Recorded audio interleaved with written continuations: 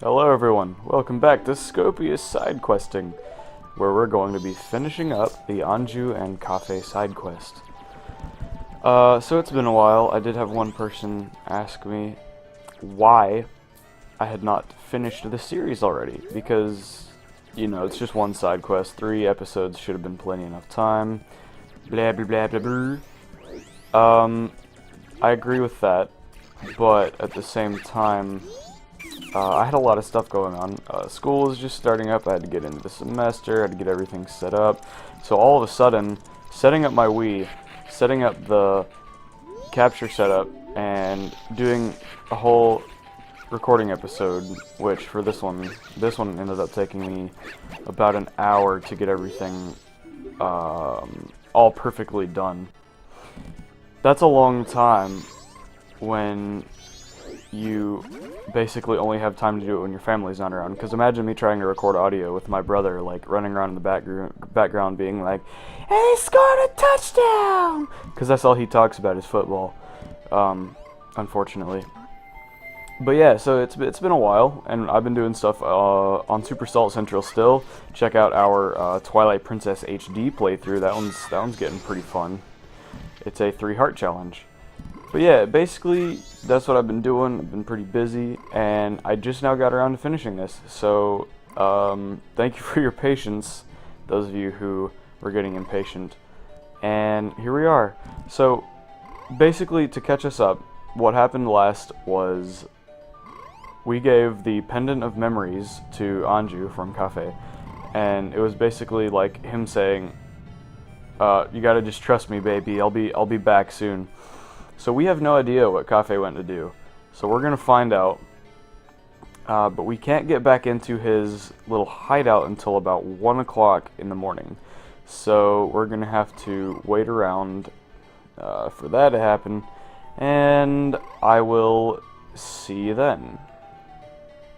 Alrighty guys, here we are. It is 12 o'clock. It's almost time to go inside the secret hideout here in the laundry pool. We're going to be going in there to see what Cafe is up to, ask him if we can help, you know, just being a nice little hero of time, because that's just what Link does. So, alright, it is 1 o'clock. Let's see if we can go in here. Alright, sweet, it let us in. Okay, so we're gonna go up here and talk to... Whoa! Who the heck are you? Huh? You the green hat kid? I got a message from Cafe. Now, Cafe, I've known him since he was real little. But when he showed up looking all young in that little brat body, I didn't know what I was seeing.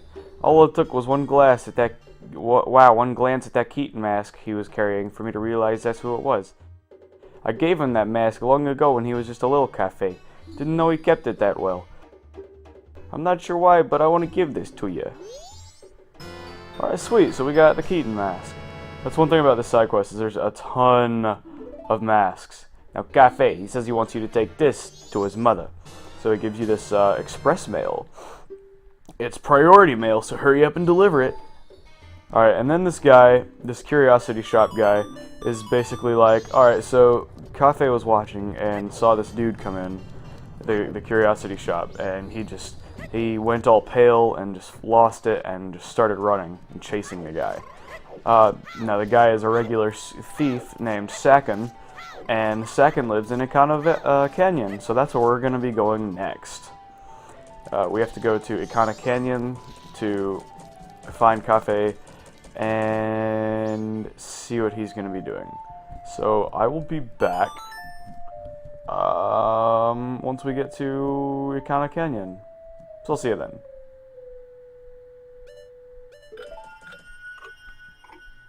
Okay, welcome back. We have found Cafe. He's right here. I found him, Green Hat Boy. He's using this place as his safe house for keeping his stolen goods. Apparently, his name is Sakin. He came to the shop last night, and I followed him. His storage for the things he's stolen is on the other side of this door. Only Sakin can open it. I'll wait. I've made a promise to Anju. He will show up. So, once again, we have to wait. But yeah, he says he's gonna wait for Anju. It's gonna take until the night of this day. So I'm gonna just go ahead and fast forward time here using the song of Double Time, and we'll get right into it.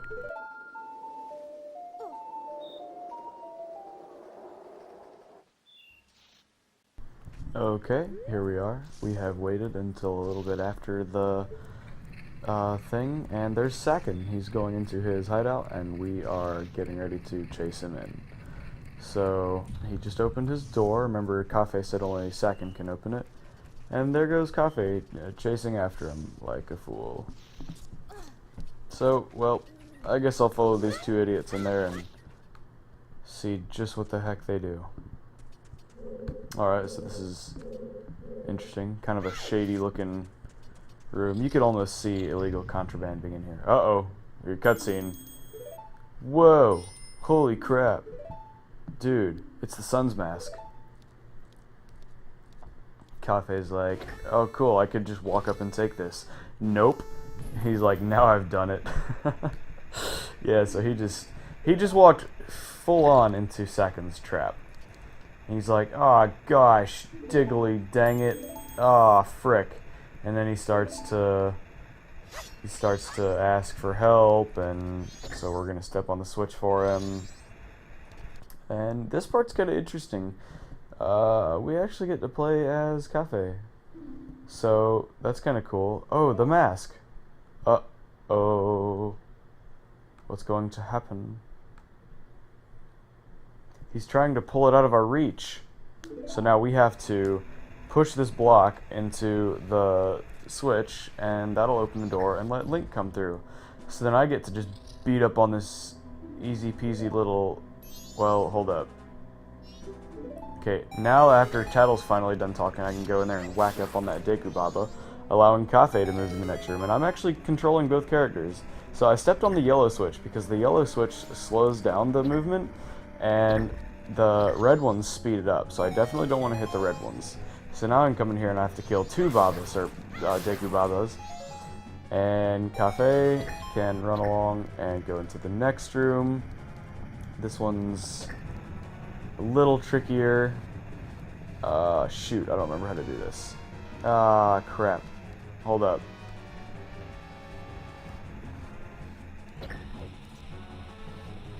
Oh crap, I sped it up. Alright, now I can push that block onto the yellow one, and that will prevent it from moving fast again. That'll hold it down and make it go slowly for the rest of the time. Now I've got to fight this stupid Wolfos. I hate these guys. Come on. It should only take 2 hits because I'm using the most powerful sword in the game. There we go. He's dead. Now I've just got to figure out how to run through here without stepping on the red switch. It's not letting me push this block. I don't like this. This is angering me. Oh well. I'll just head on through and hit the switch. Alright, let's do this. Now I gotta step on the other switch. Stepping on the switch. Oh yeah, the Sun's Mask is safe. Cafe got the Sun's Mask back. What a cool guy. You helped Cafe. Okay, so he's like, alright dude, I gotta be heading on out of here. I gotta go see Anju, there's still time. So he's gotta run all the way back to Clock Town, but all we have to do is whip out that Ocarina of Time and fly there using the Song of Soaring that the owl taught us. And since owls can fly, that means we can just, like, fly. So I'm gonna play this song and go to Clock Town. Beep beep deep deep deep boo. I kind of hate that you can't skip this cutscene. It plays every single time, but whatever. We're flying to Clock Town. So if you remember, we still have the express mail to Mama that what's his name? The Curiosity Shop owner gave us. And we need to find something to do with that. And Cafe is going to take a little while because he's got to run all the way from Ikana Canyon back here. So we're going to go visit the postman and see what's up with him. Because we haven't, you know, I mean, the world's ending. 5 minutes left in the entire world. We got to go hang out with our buddy the postman. And, ooh. he's looking a little upset. Oh, I want to flee, but it's not written on the schedule. Oh no, to me, the schedule is the highest priority. So we're going to give him this priority mail. This is a priority mail seal. This is the highest of priorities. I shall deliver it. So this is crazy. Like, this guy is so dedicated to his job, doing, like, following the schedule to the letter, that he was going to stay in town while the moon was falling and give up his life to make sure that the mail runs smoothly. Like, that's dedication right there. I mean, you gotta admit. So, something that that I kind of already know from having played this game a few times is he's going to take this to the postmistress, and the postmistress is in the evenings hanging out at the milk bar, at least on the evening of the third day. So basically you just follow him. You don't really have to know that, but that's where I'm headed, and that's why I just equipped the Romani's mask, the one that's shaped like a cow, because if I didn't, I wouldn't be able to get into the milk bar, and then there would be no way for me to finish this quest completely. Because there's a really nice item that I'm going to get for having done this. So we both get into the milk bar, we just chillin', you know, we're bros. We're going to head on over to the postmistress and see just what the heck is up with her. I have a delivery for you, postmistress. So then they're just talking about, like, he's wanting to deliver the mail, and she's like, you're crazy. The sky, it's terrible. Like, the moon is falling. You're gonna freaking die. Why are you not out of here yet? He's like, it's a priority seal. It's priority mail. I'm so happy to think something good would come in the end. So she's reading that letter, and she's all like, just so happy that Cafe's not dead, and she's ordering him to flee. So he's like, understood. Oh dear, are you alright with not fleeing? It looks like this is it for the town, you know. You saw the moon, didn't you? It's terrible. All the townsfolk has fled. You should flee too. But then she just turns around and she's just sitting there. So, like, is she just gonna let herself die with the town? Apparently she's so attached to the town that she's just like, there's no point in living if Clocktown is destroyed. That's crazy. It's like, ooh, man, all right in the feels. To go talk to the postman, he's like, I've been ordered to flee. It's an order from the postmaster. I am now free. I can set my own schedule. I don't need this anymore, so here, you can have it. And then we get the freaking postman's hat, which is super awesome. One of my favorite masks. Such a cool little story. This guy is so dedicated that he didn't even leave town without permission from his boss, which, you know, if I was in that situation, I'd be like, screw you guys, I'm out of here. But you're doing a great job. Ka-ching. Some other item than a letter has been deposited. Ka-ching. And so that's how you get one of the heart pieces. So that's pretty awesome. Cool little thing you can do with the postman's hat. And then, other than just looking cool, the postman's hat also allows you to check mail to get 1 rupee, which, you know, that's not a huge deal, but if you're like 2 rupees away from having 90 rupees to get a new set of bombs or whatever, then it can be helpful. It's usually just easier to go out here and, you know, kill enemies. But Cafe is going to be running in from the east of Clocktown, so we're going to go out east and see if we can intercept him. I don't think you can. I think he just kind of teleports after a certain amount of time into Clocktown, because they didn't really program him in running, but I could be wrong. I might actually have to go exploring on that and see if that's really the case, because I've never thought about that before. Yeah, I don't see him, and I don't see how he could get past those fences, so honestly, I think they just kind of cheat and be like, well, he's just going to appear in Clocktown at a certain time. I think it's like 1 minute and 30 seconds, 1 minute and 40 seconds or something like that. But yeah, I'm just like, you know, whacking on bubbles with my amazing Great Fairy's sword. So time's a-ticking, and we're waiting on Cafe, because he finally has the mask back that was keeping him from, preventing him from going to see Anju, because The thing that he promised, he's a very honorable guy. He really sticks to his promises. He promised Anju that he would come see her again with his sun's mask, and she had the moon's mask. But since he lost the sun's mask, he was like, I can't go see her because I'd break my promise. So this man is so dedicated. Hold up. Is that a door opening sound? Hey, look, yeah, it's Cafe! So it was 1 minute and 45 seconds. He just kind of teleports into Clock Town. Alright, so let's go see what's up. Oh, here we go. It's a cutscene.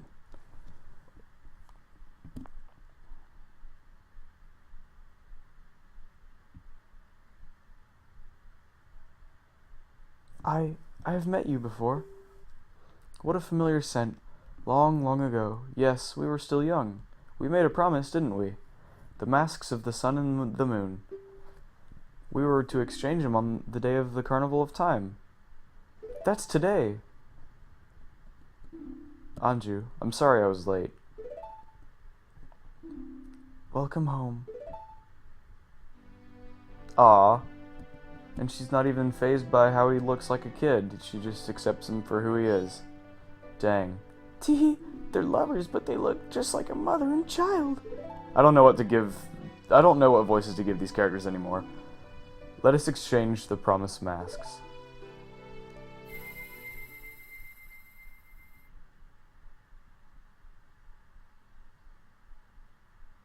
What the heck is that mask? Freaking weird.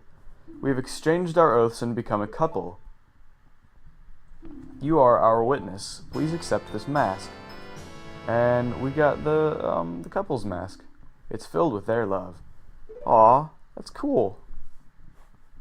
Please take refuge. We are fine here. We shall greet the morning together. Wow. But the moon's falling. In exactly 1 minute and 27 seconds.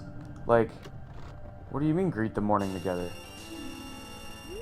Oh well, all I care about is money. Not really. I'm not even gonna save. I'm just gonna go back in time. And so that was crazy. Like, Anju and Cafe had this whole weird thing going on where Cafe was transformed into a child by the Skull Kid. And we're too young for that mask. I love how the little bomber kids are like, I don't even want to hear about it. Marriage is gross. So, but yeah, Cafe was trying to keep his promise by staying away from Anju until he got his mask back. And hold on, let's go in here and see what I think this is. Anju's father, Mayor Dutour. I tell you, it's hard to figure which way things will go. See, because Muto said he would call my wife, the carnival is on. He's talking about some other crazy thing that it's a separate side quest. I might do another video to get just showing the very last couple items you get out of this quest, because there's a couple more. Mayor's orders are absolute, so the gate guards are still standing by. Standing by? Cripes! He's like, why are the gate guards still standing by? They'll get killed out there. Man, it's crazy. All these dedicated people who are not even afraid of a falling moon. They're not gonna let that stop them from doing their jobs. These guys are awesome. Talk about this Zelda game is all about courage. You know, Link has the Triforce of Courage or whatever. And these guys are just so inspiring. It's like, yeah, I mean, I know the moon's falling, but I'm the mailman, so my literal life purpose is to be here delivering mail. So even if I die doing that, I will have died doing my job. So, but yeah, it's getting pretty dang close. I'm gonna have to reset time before I get killed. 5 seconds till the moon falls. So I'll pop on that couple's mask, reset time, and bid you all a fond farewell. This side quest was a lot of fun. It's my favorite one in video games. I just wanted to document me playing through it, kind of share some of my thoughts. And that just about covers it. So I might do one more video showing the last few items you can get from this, but if not, I'll be on Salt Central and I'll be doing other videos on here occasionally. So until next time, see you later. Thanks for watching.